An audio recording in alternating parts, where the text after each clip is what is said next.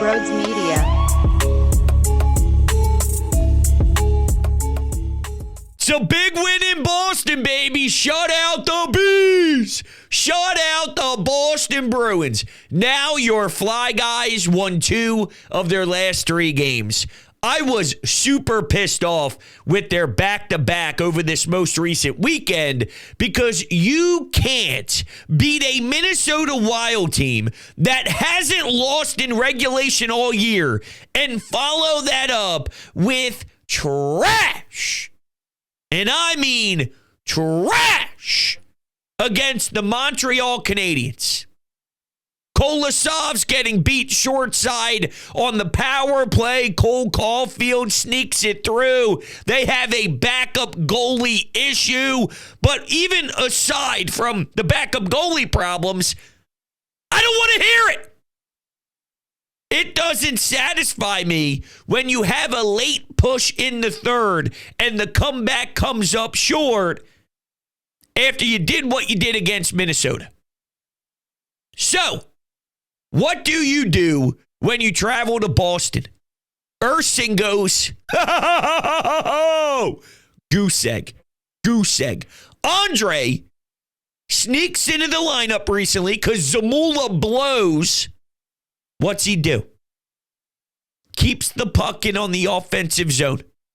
Has a laser pass to Forster with a wicked shot in the slot to give them the 1-0 lead, and that's essentially all she wrote. You got an empty netter by Joel Farabee, and I thought the Flyers killed off a massive 5-on-3 to keep Brad Marchand off the board. What the hell was that? 2 days until Halloween. Oh. Now, I'd be lying if I said I wasn't getting to the bottom of the barrel when it comes to the random tub of Halloween costumes in my mother-in-law's basement. My skate But here boots. we are. Now, I am going to do something stupid. That's right. What are you going to do, bro? My logic with my skate take today is there's no logic. It's all gut feel. Ooh. It's all because the Philadelphia Flyers won't let me down. That's right.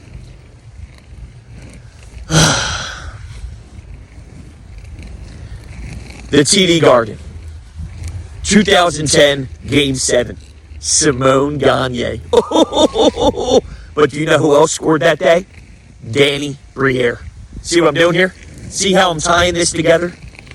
So, outside of the Bruins beating the Maple Leafs on Saturday night, that always happens.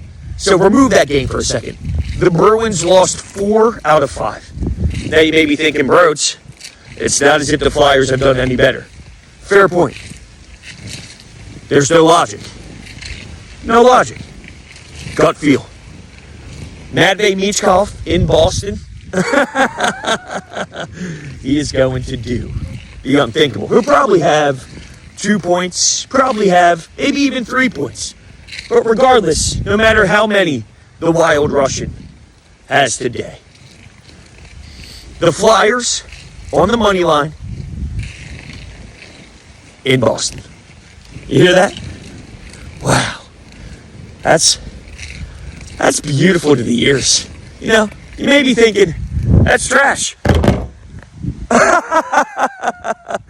Maybe it is. Now, I know everything. Essentially, is what this comes down to. I didn't mean for that to play, but since it started, I said, what the hell? What a skate takes this morning, huh?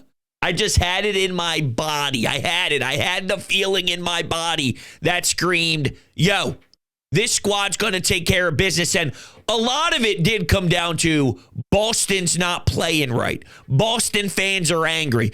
Boo! Boo! That's what the TD Garden sounded like when the Bruins couldn't enter the zone and when the Flyers blocked a shot and was able to chip it out.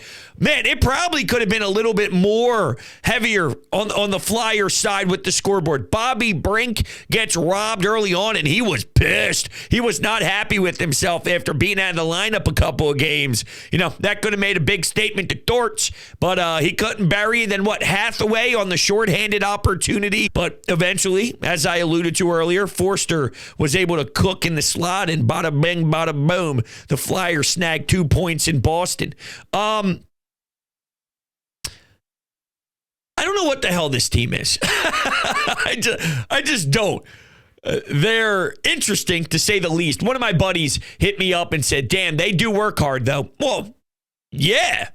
They're always going to work hard when John Tortorella is their coach, I think. I mean, sometimes it looks like they're just getting pummeled and they go down 4-0 and then they show no life. And I guess they don't always. In theory, they do, though, under Torts, because if you don't, your ass is going to be out of the lineup.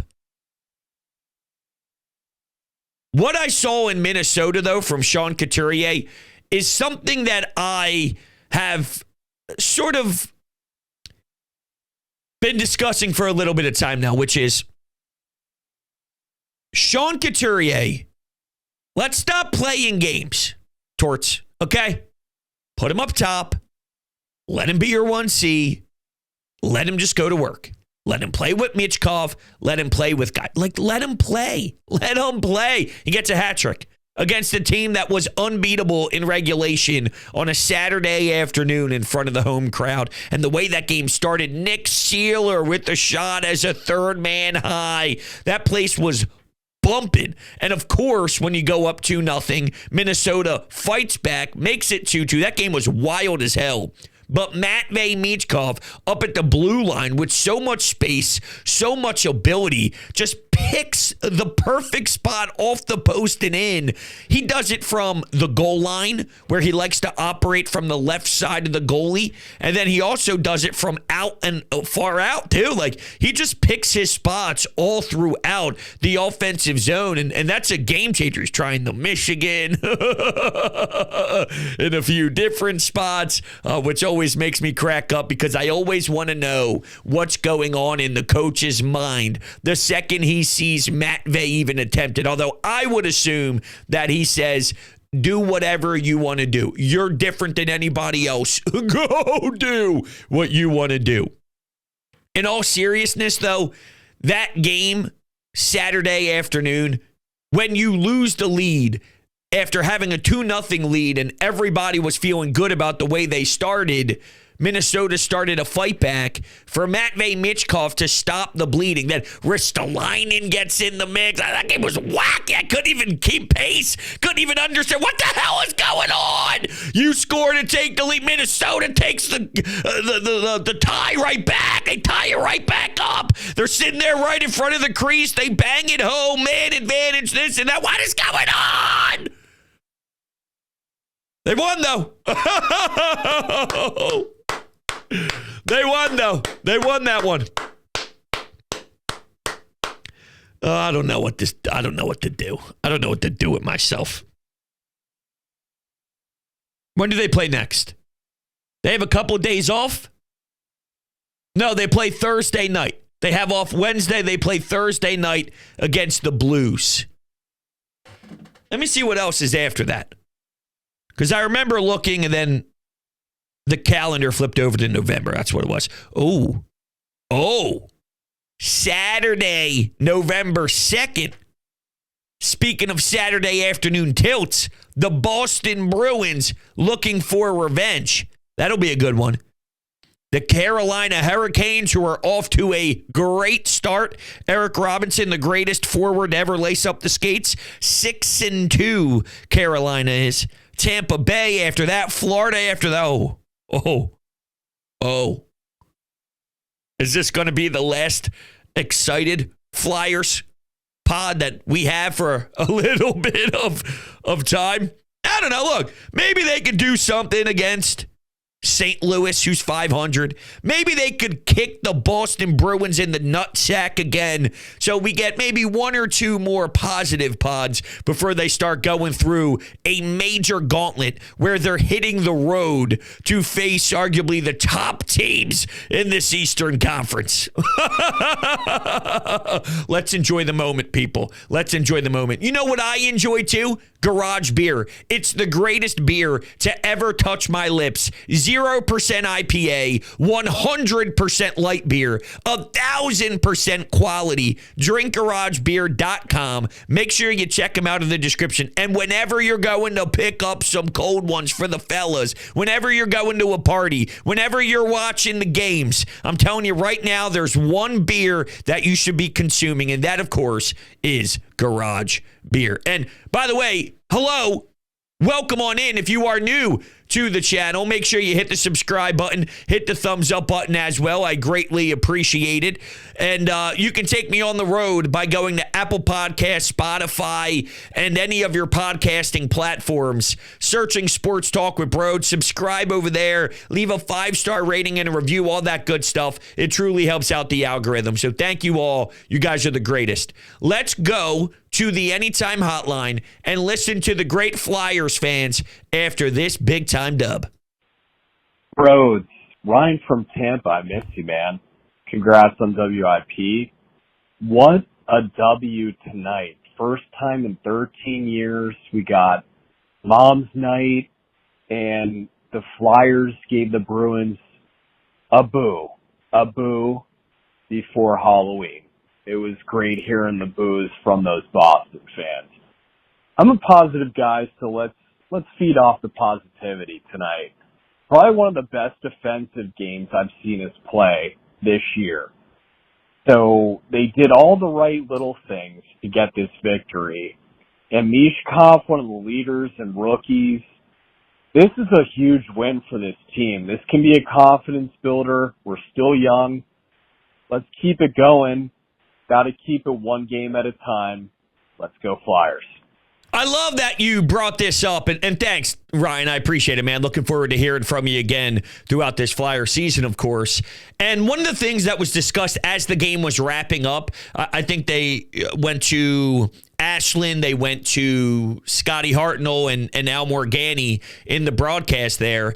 And they were discussing how it kind of got a little boring, a little blah, a lot of structure at times, blocking shots, just making sure you're doing the little things right. And that's what you need to do when you go on the road sometimes. Now, it wasn't perfect. I'm not making it seem like there were no mishaps. There were no uh-ohs. I mean, hell, the one play behind the net, I don't know how it did not hit Urson's skate and cross the goal line. I'm watching it in slow motion because the puck was barely moving throughout the crease, and you could see it, right? You could see it fall back. The net goes off the moorings. You're going, come on, no! You're hoping that didn't cross the line in some crazy, stupid angle, but it did seem like Urson was able to cover it. So trust me, there was some weirdness, there was some awkwardness. It was not perfect by any means, but the second and third period, I could say it had a boring style to it.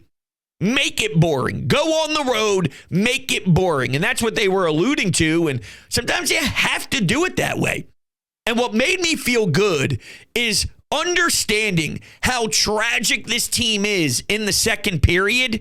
The fact that they didn't allow 7 goals in the second period put a big-time smile on my face. And then you find out Boston struggling to score in the third period. So if you escape by in the second and you do your job and you go into the third with a lead, with a team like Boston who can't seem to figure it out right now, we're in a damn good position. Don't fuck up. Don't fuck up. Don't do anything stupid. Don't be taking stupid penalties. Don't put yourself in the box. Don't throw a pizza delivery up the middle in your own D zone. Let's go. Let's be clean. Let's be crisp. Let's make simple plays and play a good foundation game. When Andre gets pummeled, then he gives a little shot when he's laying on the ice. You can see the head snap back. I'm going, please, come on. You can't be doing anything dumb. And I like Andre. I do. I think he's a interesting defensive prospect. That pass and that keeping in the offensive zone, that wins you the game. Let me know the last time Zamula did something to help you win a game. Never. Stinks. So when Drysdale's leaving the ice and you wonder, is he hobbling to go back to the tunnel? Is he going to be okay? Oh! And then you find out he's back on the bench. I don't ever want to see Zamula again. I don't want to see it. I won't say it. I don't want to say it. All right, let's go to Amadeo. Was I expecting them to win in Boston? Yes. No. What? Was I expecting them to shut out Boston? Yes. In the TD Garden? Oh, God, no. What? But sometimes the hockey gods work in weird ways. They needed this win badly. They definitely did. It wasn't the prettiest game in the world. You barely put any shots on net. Tyson Forster gets a snipe, which is much needed from him because he needs to start shooting the puck more and putting the puck in the net way more. Penalty kill was huge for you today. Sam Ersson was huge for you today. We'll not talk about the almost goal that he almost scored on himself on the power play. We'll ignore that for a little bit there. But, yeah, it's just a huge win. Basically, that third period was just entirety of suffocation and just keeping the Bruins away from everywhere. It was a perfectly well-defended game, basically. That's all I can really say. It was pretty much a boring game, you can say, but hey, at this point, I will take boring if that means it's 2 points on the point sheet there in the standings. That's all I'll take. And hopefully they can find a way to build some confidence off of this going into a couple of home games here this week. So they got to do it. You got St. Louis coming up. You got the Bruins again this Saturday. Got to find a way to build some confidence. It just needs to happen. Also, Emil Andre should be in the lineup from here on out. He looked very good in today's game. And also a salute to Jamie Drysdale's penis because, oh my God, that looked painful.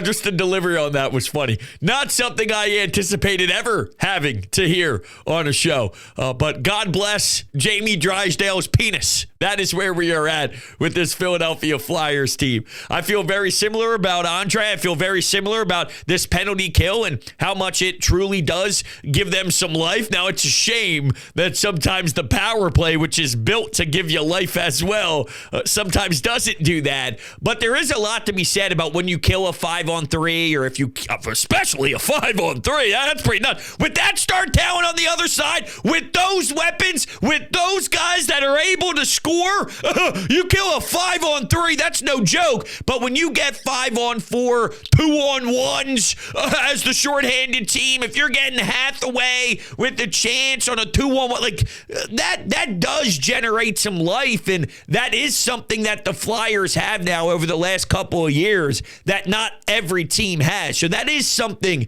in your corner when you're looking for life. Especially on the road, right? Like a 5-on-3, that could be 2 goals for the other team. Would you be shocked if at home Boston generates 2 goals on a 5-on-3?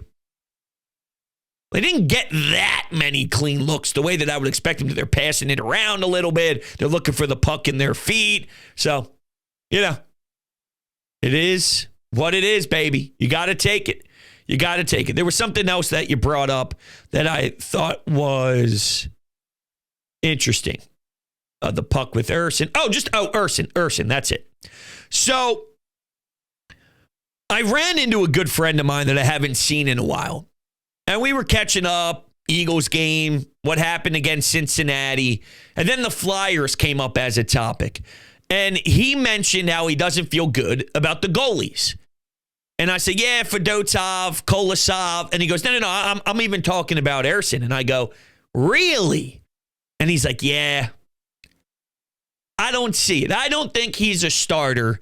I believe he's just a backup. And the whole Carter Hart thing really screwed up where this organization was. And I disagree. I think Ersson could start in this league. You can't forget that last season, you're not physically and emotionally ready to take over. And you get thrown into that. It's a lot. It's a lot for someone that isn't like super experienced. If I'm just throwing a random scenario out there, but if Marc-Andre Fleury, for example, even at this age, like if he needs to take over and be stud, the guy, amazing, elite, like there's a track record of someone who's kind of been through that before, and maybe age wouldn't allow him to. I don't know. I'm just saying in general. If you're established, if you've been around, if you had runs before, there's something to be said about knowing what that is, how it goes, the grind. Urson hit a wall last year. He hit a wall. And this year, he looks fantastic. And I haven't seen as many bad games through his starts yet like we've seen last year. And maybe his bad starts won't be as bad. He would have to get pulled because he allowed 5 goals in a period and a half, and it sucked. Now, he would respond with a 1-goal effort or, making 41 saves the following game that he gets in between the pipes. But his bad was bad. And what I needed him to do for this season is when he has a, quote, off night, you can't get pulled. Make your off night, instead of 5 goals through a period and a half, make it where you allow 4 goals total, but it's maybe 2 in the first period, 1 at the end of the second, and then 1 at the end of the third, or something where it's like, it's not as egregious, it's not as heavy, it's not as, this is embarrassing, the team has nothing because the goalie's getting beat up and he's a sieve tonight. It just can't be that brutal. But I see a starter in Urson, especially when you know that this is your net. I think the offseason was such a different approach for him where you have an opportunity looking at you right in the face. This franchise is desperate.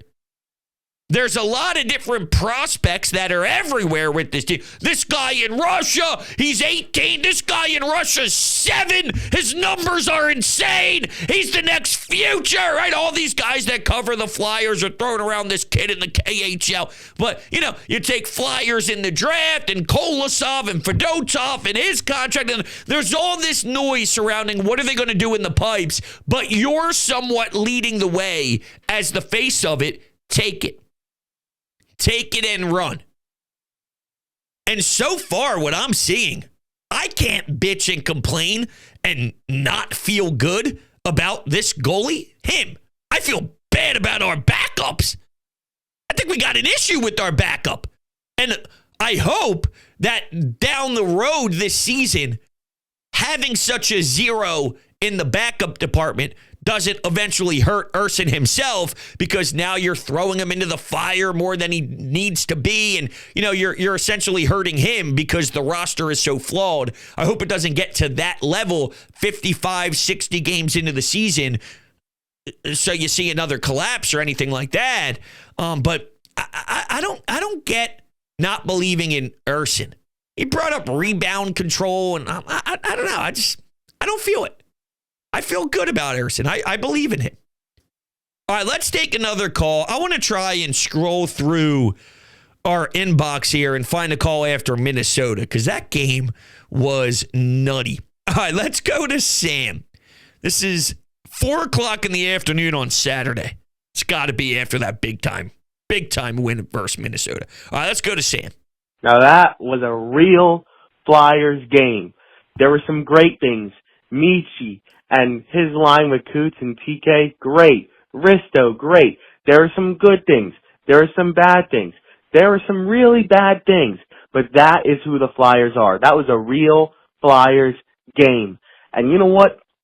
I'm going to love this today, but they got to repeat the effort tomorrow. Maybe they don't get the same result. I think they should probably win the game, at least get a point. But they have to repeat the effort tomorrow. And one more thing, man. Games like this, how can somebody not love hockey? It is the fucking best. What a great game. I love watching my Flyers play some real fucking hockey. Now, Sam, I got some bad news for you. They did not duplicate the same energy against the Habs.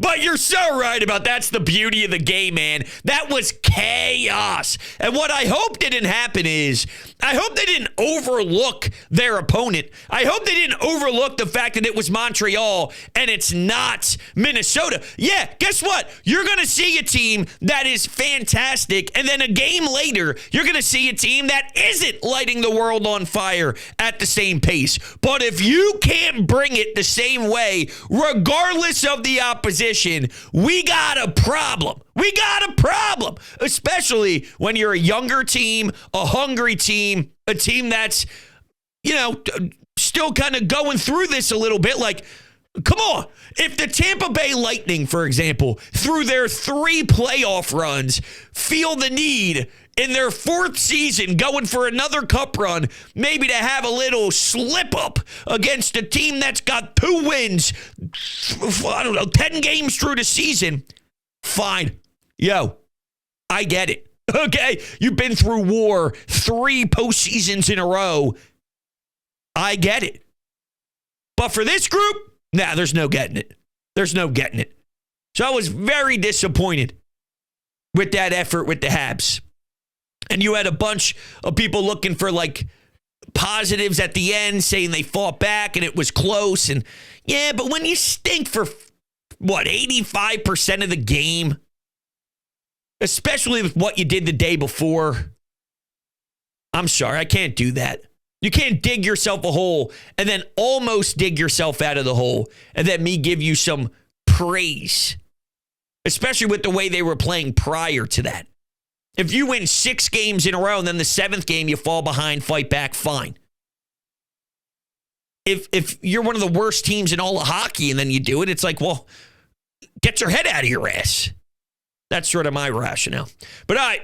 That's going to do it. Appreciate you guys so much. Love you to death. I'll catch you on the next one. Yo, go Flyers. How about that?